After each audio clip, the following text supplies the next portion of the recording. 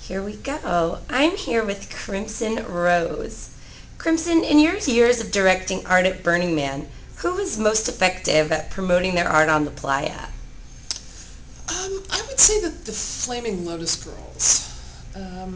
They're an incredibly big collective, and I think by promoting it, they're also including participants. They're giving back to the community by teaching other people, which gets them involved in their own art.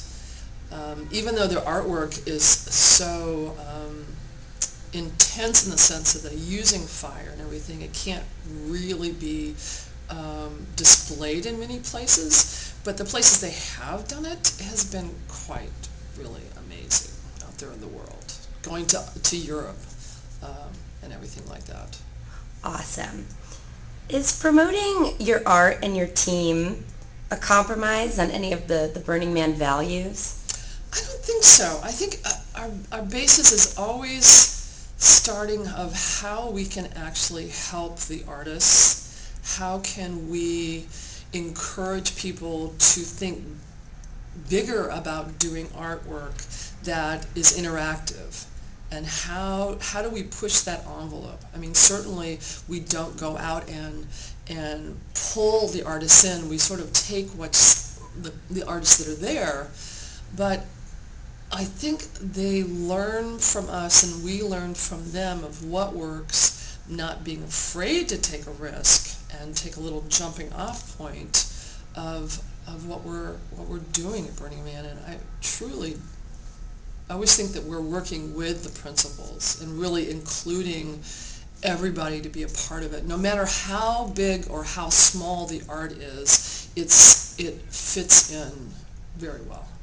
Nice. So for an artist to promote themselves to local media in their communities, is that still in line with the principles as well, and to kind of do some proactive public relations around their work? I think it is. I think it's hard for the artists to do that because I think they're so focused in on their artwork that sometimes they don't know how to sell their artwork or promote themselves out there. I think with the advantages of social media, Facebook and other things, and the artists creating their own websites, I think it's becoming easier and easier for them that the art sort of speaks for itself. Nice. You're also the leader of the Fire Conclave. Are there ways that fire performers can or should promote themselves as well? There's a tremendous amount of fire. I think we actually have the largest group of fire performers in the world at one place at one time. And again, using a website to promote their artwork, there are so many different levels. There are the professional people that are out there doing the artwork, doing the fire dances all the time, and actually are having websites to the very local people that are just getting started.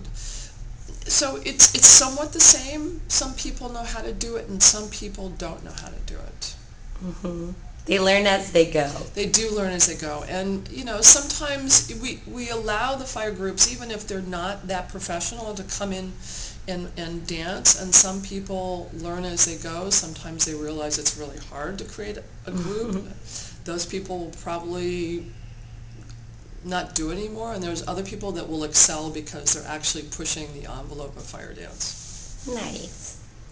In your own interviews with media, and I know you've had many over the years, are there messages or stories that you find yourself consistently telling or wanting to get across to them in your interviews about Burning Man art? Probably how did you get started, how did you get started with Burning Man? The conversations about fire, the heat of the flame, things like that. I would definitely say the media is its own breed of animal in a sense. And, sometimes people curse them, but in a lot of ways, the media is really what, represents us and actually documents us. And sometimes it's the only time that we actually see what's happening at the event because we're so busy. So.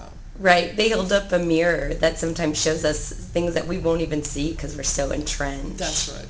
That's right. Nice. So you've kind of learned then to see them as an asset if you can Yeah. put yourself in the mindset to really tell a Right. great story. Right, right. And I think Media Mecca has done a great job of indoctrinating them into the process and understanding that they're not special, that they're just like everybody else. Sometimes they get to have a different view, and it's certainly that documenting something I think is incredibly important, and we shouldn't be afraid. And it really is about how you indoctrinate them and bring them in and get them to understand, you know, what their responsibilities are when they're doing it.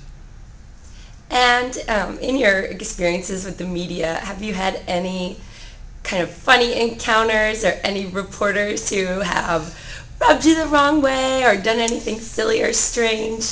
No, I think the photographers or the videographers that come into the Great Circle, which is the area the night of the burn where the fire conclave is.